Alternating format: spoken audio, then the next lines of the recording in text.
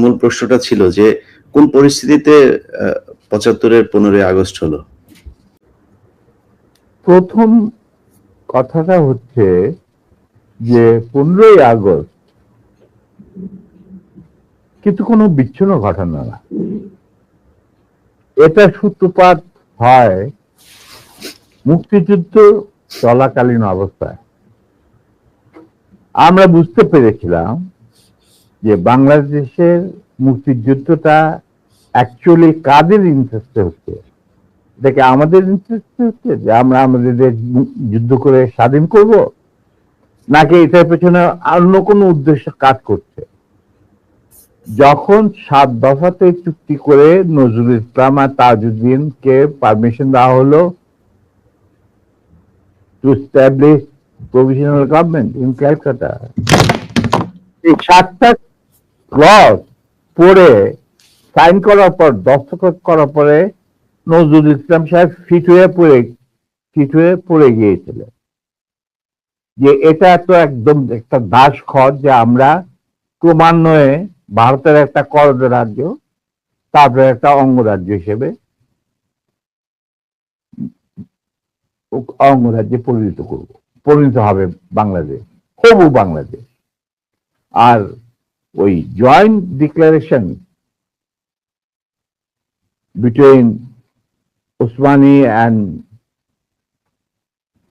General Manekshaw joint command establish করার পর কথা ছিল যে general Usmani on behalf of Bangladesh government will invite General Manekshaw to come and be present as an auxiliary force commander, সহায়ক শক্তির commanding chief হিসাবে in the Sunday ceremony, but the instrument will be signed by the Mukti Fauj commander-in-chief, who was General Usmani, Colonel Usmani.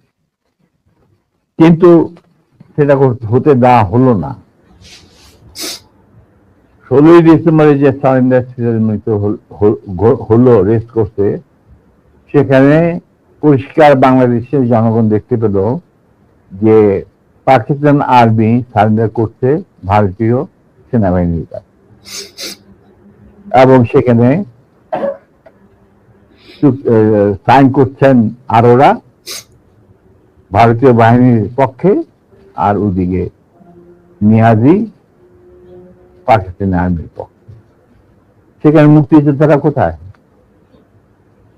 আমরা পরে থাকলাম ঝাড়ুদার হিসাবে Indian আর্মির রাস্তা পরিষ্কার করে দেওয়ার কাজে, বনে বাজারে। আমাদের কি কোনো শহরগঞ্জে ঢোকার পারমিশন দিল না মুজিব সরকার, মানে তাজউদ্দিনের সরকার, আওয়ামী লীগ সরকার। সেই অবস্থায় কি প্রমাণিত, এটা এই ঘটনায় কি প্রমাণিত হলো? ইন্ডিয়া প্রমাণ করলো সারা বিশ্বে যে বাংলাদেশ জনগণ নিজেরা যুদ্ধ করে দেশ স্বাধীন করেনি। বাংলাদেশ নামক একটি রাষ্ট্র প্রিমেচুরলি জন্ম দেওয়া হয়েছে as an outcome of Indo-Pakistan war, যেখানে ইন্ডিয়া জিতেছে। এইটা হলো ইতিহাসের শুরু। তারপর মুজিবকে যখন ছাড়া হলো, সে তো কিছুই জানতো না যে দেশ স্বাধীনতে কোন মুক্তি ফৌজ বলে কিছু ছিল, হাজার হাজার লোক দেশচ্যুত হয়েছে, প্রাণ হারিয়েছে, কিছু জানতো। সে তাকে যখন ছেড়ে দেওয়া হলো, তখন ইন্দিরা গান্ধী তাকে পাকিস্তানে ফোন করে বলল যে, ফোন করলো মুজিব, ফোন করে বলল যে আমি দেশে ফিরে যাচ্ছি। তখন ইন্দিরা গান্ধী যাওয়ার আগে আপনার সাথে দেখা করে আমি আপনাকে কৃতজ্ঞতা জানতে চাই। তো তখন ইন্দিরা গান্ধী বলল, কৃতজ্ঞতা জানাবেন, আপনি ফোন না করলে আমি আপনাকে ফোন করতাম, আপনাকে ঢাকায় সরাসরি আপনি যাবেন না, আপনি নয়াদিল্লি হয়ে যেতে হবে। মুজিব সেটাই করলেন, তিনি চলে গেলেন নয়াদিল্লি, লন্ডন হয়ে। সেখানে কি হলো, যে 7 দফা চুক্তিতে সাইন করার পর প্রবাসী সরকার গঠন করেছিল তাজউদ্দিন আর নজরুল ইসলাম, সেই আওয়ামী লীগ বাংলাদেশে ক্ষমতা গ্রহণ করলো সারেন্ডারের পর।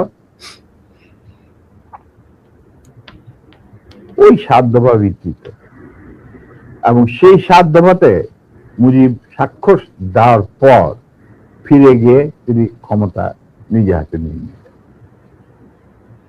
তাজউদ্দিনকে বললো, তাজউদ্দিন তুমি প্রাইম মিনিস্টার থাকবা না, আমি হব প্রাইম মিনিস্টার।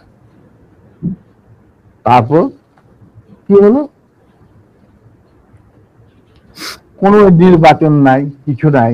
ওই 70-এর নির্বাচনের সুবাদে তারা ইন্ডিয়ার 4 স্তম্ভ ডুপ্লিকেট বাংলাদেশে ইম্পোর্ট করে তার উপরে একটা সংগঠন বানানো, হুবহু এক। শুধু তাই না, রবীন্দ্রনাথ ঠাকুর, যাকে নিয়ে আমরা নাচানাচি করি এবং অনেকের মানে ভাসে যায়, আপ্লুত হয়ে যায় আবেগে, এই রবীন্দ্রনাথ ঠাকুর একজন ইন্ডিয়ান নাগরিক এবং ইন্ডিয়ার জাতীয় সঙ্গীতের রচয়িতা। আমাদের দেশে তার চেয়েও প্রতিভাবান কবি কাজী নজরুল ইসলাম উপস্থিত থাকা সত্ত্বেও আমরা সেই ভারতীয় নাগরিকের একটা গানকে আমাদের জাতির উপরে চাপিয়ে দেওয়া হলো জাতীয় সঙ্গীত। পৃথিবীর ইতিহাসে এমন কোন নজির আর দ্বিতীয়টা আছে বলে আমি মনে করি না। কেন কোন বাংলাদেশে